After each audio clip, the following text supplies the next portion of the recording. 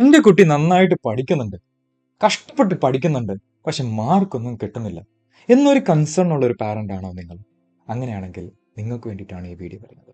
ഈ വീഡിയോയിൽ നമ്മൾ ഒരു ഇൻഡെപ്ത് അനാലിസിസ് ചെയ്യുവാണ്. ഓക്കെ, ഞാൻ ടിപ്സ് ആൻഡ് ട്രിക്സ് അവിടെ പറയാൻ പോകുന്നത് എന്തുകൊണ്ടാണ് ഈ കുട്ടികൾക്ക് ഈ സിറ്റുവേഷൻ വരുന്നത് എന്നായിരിക്കും നമ്മൾ ഡിസ്കസ് ചെയ്യാൻ പോകുന്നത്. പക്ഷെ അതിന് മുന്നേ ഒരു കാര്യം പറയട്ടെ. ഈ വീഡിയോ സീരീസ്, ഈ പ്ലേലിസ്റ്റ് എന്ന് പറയുന്നത് കേരളത്തിലെ നമ്പർ 1 ഓൺലൈൻ ട്യൂഷൻ പ്ലാറ്റ്ഫോം ആയിട്ടുള്ള ടീച്ചറിൻ്റെ നടത്തുന്ന ഒരു മീറ്റ് യുവർ അക്കാഡമിക് ഫ്രണ്ട് എന്ന് പറയുന്ന ഇനിഷ്യേറ്റീവാണ്.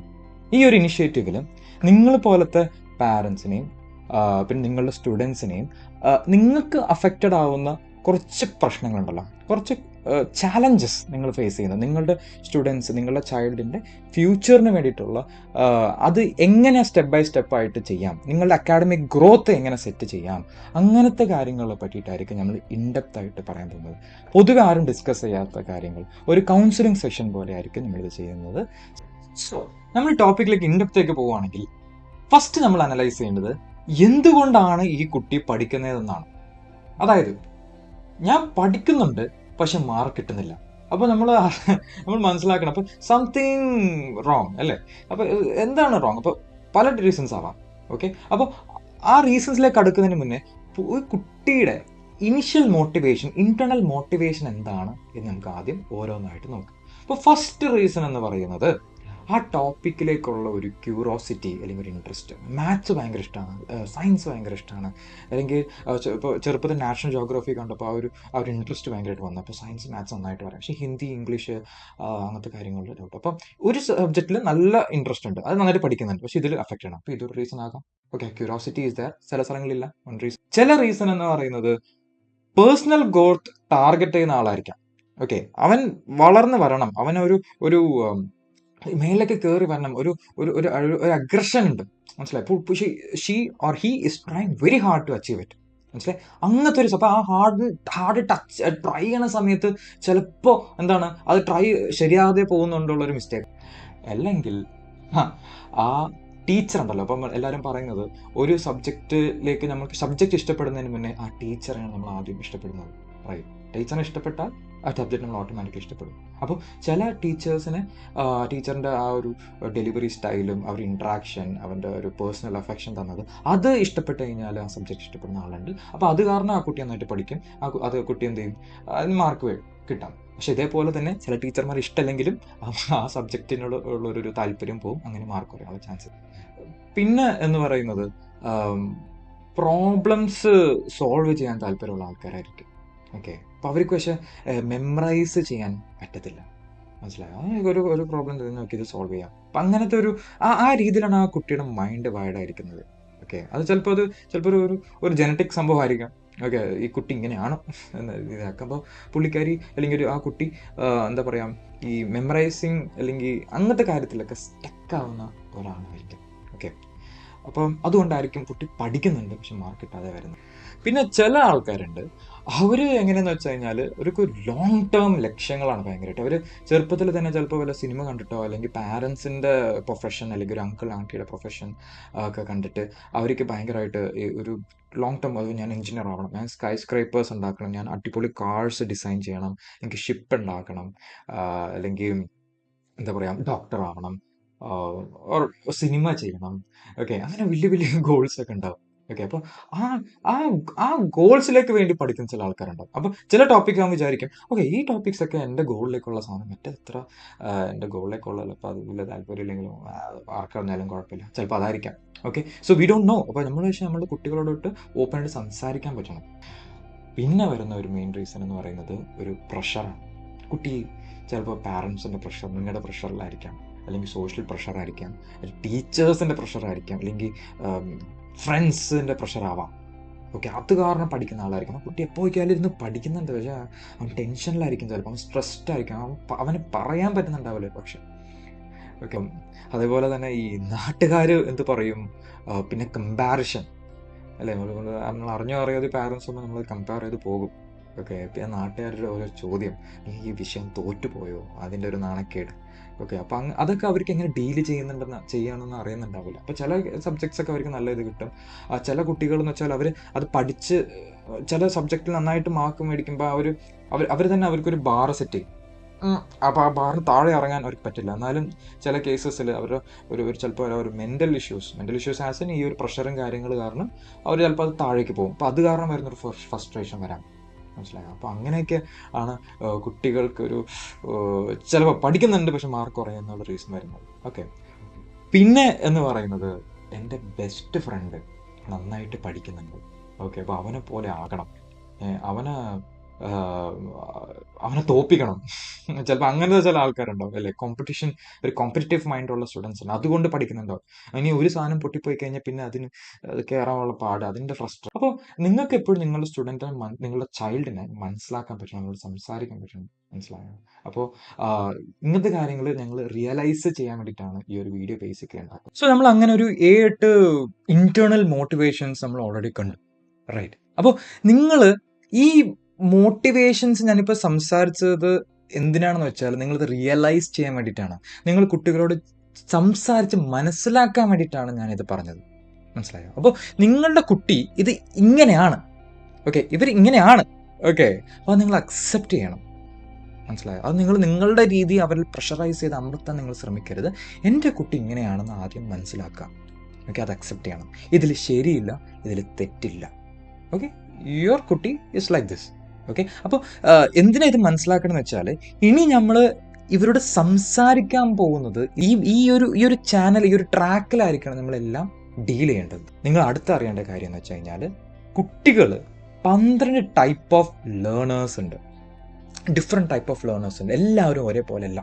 ഓക്കെ, അപ്പോൾ ഈ ഇമേജിൽ കാണുന്ന രീതിയിൽ 12 ടൈപ്പ് ലേണേഴ്സ് ഉണ്ട്. പക്ഷേ ഇത് മൊത്തം ഇന്ന് കാണാനായിട്ടുള്ള സമയം നമുക്കില്ല. അതുകൊണ്ട് ഈ 12 ടൈപ്പ് ഓഫ് ലേണേഴ്സിനെ പറ്റിയിട്ട് ഉള്ളൊരു ഡീറ്റെയിൽഡ് വീഡിയോ ഞാൻ ഡിസ്ക്രിപ്ഷൻ ലിങ്കായിട്ട് കൊടുത്തിട്ടുണ്ടാകും. പക്ഷേ ഇന്ന് നമ്മൾ കാണാൻ പോകുന്നത് the most common 4 type of learners ആണ്. ഒരു പക്ഷേ നിങ്ങളുടെ കുട്ടി ഈ ഒരു 4 ടൈപ്സിൽ വരാൻ ചാൻസ് ഉണ്ട്. അപ്പോൾ ഇതും കൂടി നിങ്ങൾ മനസ്സിലാക്കി കഴിഞ്ഞാൽ നിങ്ങൾ കുട്ടികളെ മനസ്സിലാക്കുന്ന ആ ഒരു ആസ്പെക്റ്റിൽ നിങ്ങൾ ആസ് എ പാരൻറ്റ് പെർഫെക്റ്റ് ആവും. ഓക്കെ, അപ്പോൾ അത് നമുക്ക് ഡീറ്റെയിൽ ആയിട്ട് ഓരോന്നായിട്ട് അതിലേക്ക് അടുക്കുന്നതിന് മുന്നേ ഒരു കാര്യം ഓർമ്മപ്പെടുത്തട്ടെ. ഇത്ര നേരം നിങ്ങൾ കണ്ട വീഡിയോ നിങ്ങൾക്ക് യൂസ്ഫുൾ ആയിട്ട് തോന്നിയെങ്കിൽ, ഇത് നിങ്ങളുടെ ചൈൽഡിൻ്റെ ഭാവിനെ ഹെൽപ്പ് ചെയ്യാൻ തോന്നുന്നുണ്ടെങ്കിൽ തീർച്ചയായിട്ടും നിങ്ങൾ സബ്സ്ക്രൈബ് ചെയ്യണം, ലൈക്ക് ചെയ്യണം. കാരണം എന്ന് വെച്ച് കഴിഞ്ഞാൽ ഇനിയും ഇതേപോലത്തെ ഈ സീരീസിൽ ഒരുപാട് വീഡിയോസ് വരുവാണ്. അത് എപ്പോൾ ഇറങ്ങുന്നു അപ്പോൾ തന്നെ നിങ്ങൾ അറിയാൻ പറ്റും. Okay, so please subscribe and like the video. ആദ്യത്തെ ടൈപ്പ് ഓഫ് ലേണർ എന്ന് പറയുന്നത് വിഷ്വൽ ലേണേഴ്സ് ആണ്.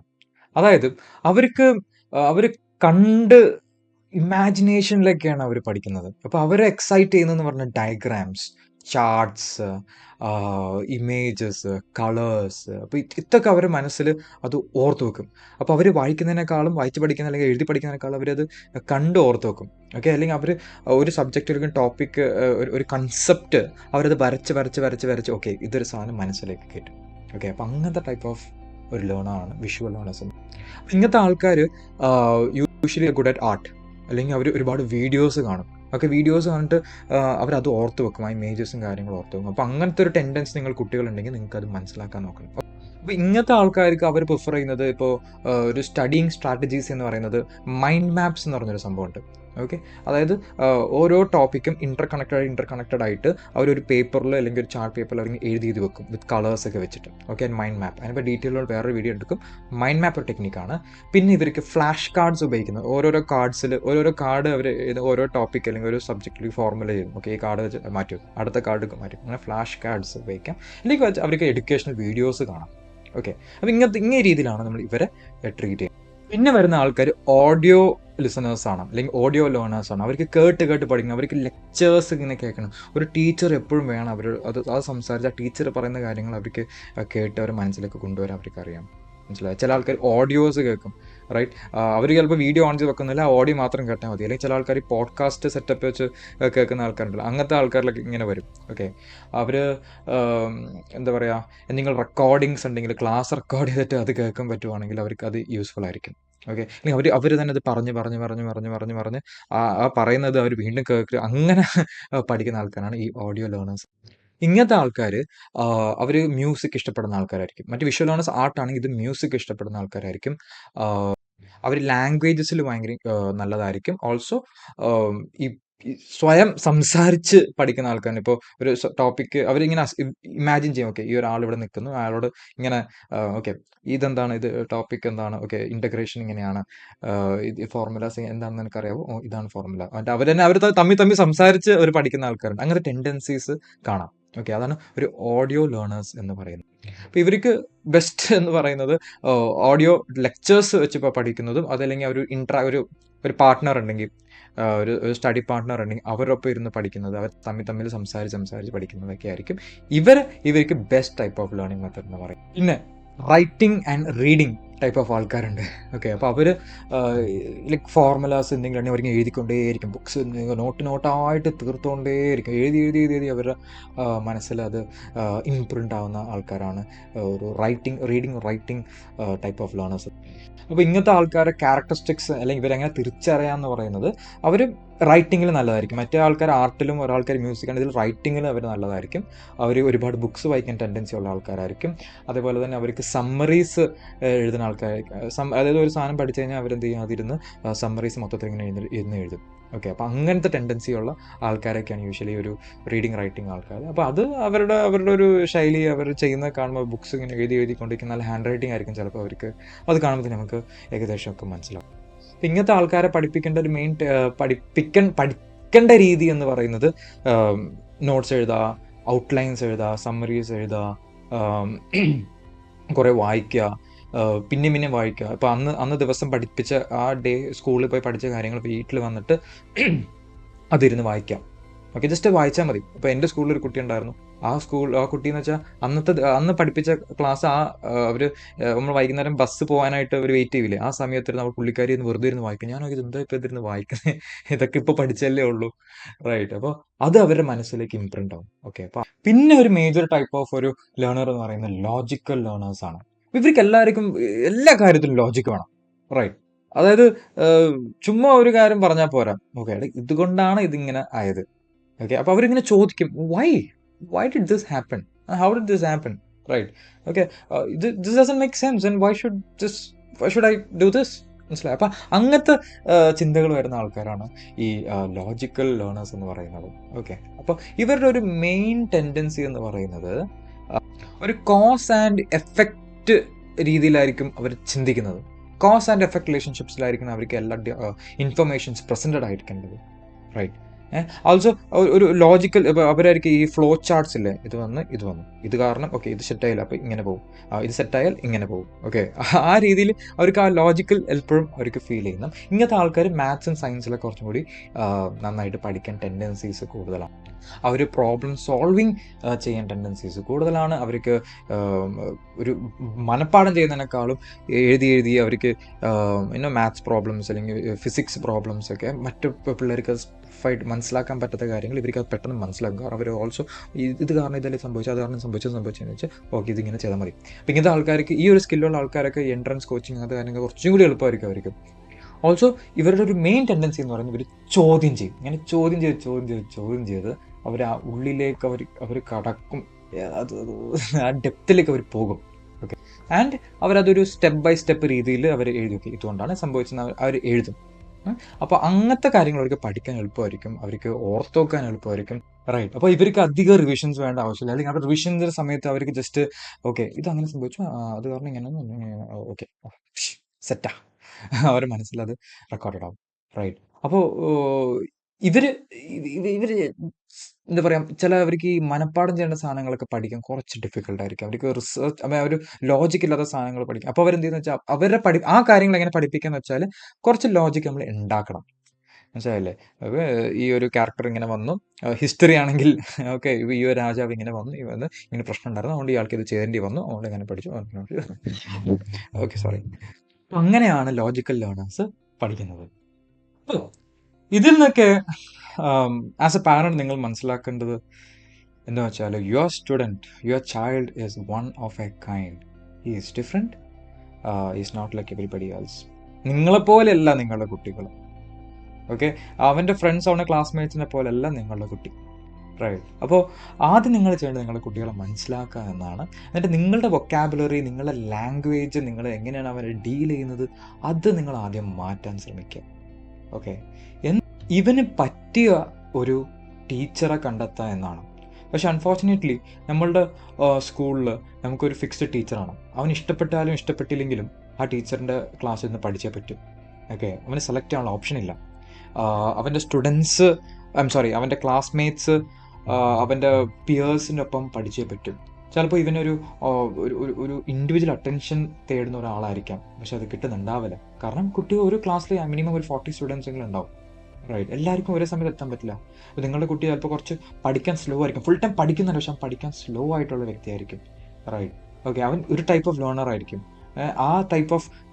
ഒരു ടൈപ്പ് ഓഫ് ലേണർ ആ ടൈപ്പ് ഓഫ് ടീച്ചിങ് സ്ട്രാറ്റജിയാണ് അവന് യൂസ് ചെയ്യേണ്ടത്. അത് ചിലപ്പോൾ സ്കൂളിൽ നിന്ന് കിട്ടുന്നുണ്ടാവില്ല. അപ്പോൾ ഇതൊക്കെ കാരണമായിരിക്കും ഇവൻ സ്ട്രഗിൾ ചെയ്യുന്നത്. പഠിക്കുന്നുണ്ട്, ഓക്കെ, അവൻ ടീച്ചർ പറയുന്ന പോലെ അല്ലെങ്കിൽ അവന് ശരിയെന്ന് തോന്നുന്ന രീതിയിലേക്ക് അവൻ എങ്ങനെയൊക്കെയോ പഠിക്കുന്നുണ്ട്, പക്ഷെ മാർക്ക് കിട്ടുന്നില്ല. കാരണം എന്താ വെച്ചാൽ ഈ പഠനം അവൻ്റെ ഉള്ളിലേക്ക് കയറുന്നില്ല. അപ്പോൾ അവനെ മനസ്സിലാക്കി, അവൻ്റെ രീതി മനസ്സിലാക്കി, അവന് ഉൾക്കൊള്ളാൻ പറ്റുന്ന, അവന് ഡൈജസ്റ്റ് ചെയ്യാൻ പറ്റുന്ന രീതിയിൽ വേണം അവൻ ഇൻഫർമേഷൻ സപ്ലൈ ചെയ്യാൻ. അതിന് നിങ്ങൾ ചെയ്യേണ്ട ഒരു കാര്യമാണ് പ്രോപ്പറായിട്ടുള്ള ഒരു ഗൈഡൻസ് കൊടുക്കുക എന്നത്. അപ്പോൾ ആദ്യം നിങ്ങൾ മനസ്സിലാക്കി കഴിഞ്ഞാൽ അടുത്ത നിങ്ങൾ ചെയ്യുന്നത് ഒരു ഇൻഡിവിജ്വൽ ട്യൂട്ടർ ഇവനായിട്ട് കണ്ടെത്തണം. അപ്പോൾ അതാണ് ഞങ്ങൾ ടീച്ചറിൻ്റെ പ്രൊവൈഡ് ചെയ്യുന്നത്. ഓക്കെ, അപ്പോൾ നമ്മൾ ഒരു ഡെമോ ക്ലാസ്സിൽ ആദ്യം ഇരുത്തിയിട്ട് അവൻ്റെ ശൈലി, അവൻ്റെ ക്യാരക്ടറിസ്റ്റിക്സ് ആദ്യം ഞങ്ങൾ മനസ്സിലാക്കും. ഞങ്ങൾ ഒരു കൗൺസിലിംഗ് സെഷൻ കൊടുക്കും. നിങ്ങൾക്ക് പാരൻസിനും കൗൺസിലിംഗ് സെഷൻ കൊടുക്കും. എന്നിട്ട് ഇവനെ മനസ്സിലാക്കിയിട്ട് ഇവന് പറ്റിയ ട്യൂട്ടർ, ഞങ്ങൾക്ക് ഒരുപാട് ട്യൂട്ടേഴ്സ് ഉണ്ട്, ഇവന് പറ്റിയ ട്യൂട്ടർ ആയിരിക്കും നമ്മൾ കൊടുക്കുന്നത്. ഡെമോ ക്ലാസ് നമ്മൾ വെക്കുമ്പോൾ നമുക്ക് മനസ്സിലാവും, ഓക്കെ, ഇവന് ഏത് ടൈപ്പ് ഓഫ് ട്യൂട്ടറാണ് വേണ്ടതെന്ന രീതിയിൽ മനസ്സിലാവും. ഓക്കെ, ഇവന് എന്ത് ടൈപ്പ് ഓഫ് ലേണിംഗ് സ്ട്രാറ്റജിയാണ് വേണമെന്ന് മനസ്സിലാവും. എന്നിട്ട് അവന് പറ്റിയൊരു ടീച്ചറായിരിക്കും നമ്മളോട് കൊടുക്കുന്നത്. Individual 1-on-1 സെഷനാണ്. ഓക്കെ, ഒരു കുട്ടി ഒരു ടീച്ചർ മാത്രമുള്ള ഒരു ക്ലാസ്സിൽ. റൈറ്റ്, അപ്പോൾ ഇവന് എന്ത് ഡൗട്ട് വേണമെങ്കിലും ചോദിക്കാം. പിയർ പ്രഷർ എന്നൊരു സാധനമില്ല. അവൻ്റെ സ്വന്തം സ്പീഡിൽ അവന് പഠിച്ചു കയറാം. അവൻ്റെ സ്വന്തം ലേണിംഗ് സ്റ്റൈലിൽ അവന് പഠിച്ചു കയറാം. അതുപോലെ എക്സാം സമയത്ത് അവൻ്റെ വേണ്ട തരത്തിലുള്ള റിവിഷൻ നമുക്ക് കൊടുക്കാം. റൈറ്റ്, അപ്പോൾ ഇങ്ങനെ ചെയ്ത് കഴിഞ്ഞാൽ ഒരു എക്സ്റ്റേണൽ ഗൈഡൻസ് കിട്ടിക്കഴിഞ്ഞാൽ കുട്ടി പഠിക്കുന്നത് ട്രാക്കിലാവും, അവന് വേണ്ട രീതിയിലാകും. അങ്ങനെ അത് റെഡി ആയി കഴിഞ്ഞാൽ മാർക്സിൽ പതുക്കെ ആ റിസൾട്ട് വന്നു തുടങ്ങും. കാരണം he's learning, he's grasping the concepts. Right, so അപ്പോൾ എൻ്റെ ഒരു ഹംബിൾ റിക്വസ്റ്റ് ആണ്, ഞങ്ങൾ ഈ വീഡിയോ ഡിസ്ക്രിപ്ഷനിൽ ഞങ്ങൾ ലിങ്ക് കൊടുത്തിട്ടുണ്ട്. അവിടെ പോയി ജസ്റ്റ് ഒരു ഫ്രീ ഡെമോ ക്ലാസ് നിങ്ങൾ ബുക്ക് ചെയ്താൽ ഒരു ഫ്രീ കൗൺസിലിംഗ് സെഷൻ കിട്ടും. എന്നിട്ട് കുട്ടിക്ക് എന്താണ് വർക്ക് ഔട്ട് ചെയ്യുന്നത് നിങ്ങളെ തന്നെ മനസ്സിലാക്കുക. ഒരുപക്ഷെ നിങ്ങൾക്കും സമയം ഉണ്ടാവത്തില്ല, പക്ഷെ നിങ്ങൾക്ക് കുട്ടി എങ്ങനത്തെ ആളാണെന്ന് ഇത്രയും പറഞ്ഞ കാര്യങ്ങൾ അനലൈസ് ചെയ്യാൻ വേണ്ടി ഒരു ഹെൽപ്പും കൂടിയാവും. അത് കഴിഞ്ഞിട്ട് അവന് വേണ്ട സബ്ജക്റ്റിന് ട്രെയിനിങ് എടുക്കാം. അപ്പോൾ അങ്ങനെ വളരെ ഈസി ആയിട്ട് ഇവൻ്റെ മാർക്സ്, അവൻ പഠിക്കുന്ന എഫേർട്ടിൻ്റെ ഒപ്പം ഇവൻ്റെ മാർക്സും കയറാനുള്ള എല്ലാ രീതിയിലും നമുക്ക് ഇവനെ ഹെൽപ്പ് ചെയ്യും. Okay, so this is Dan signing off for today. Stay subscribed because we're going to give a lot of value, a lot of content in the upcoming videos. Okay, so bye bye.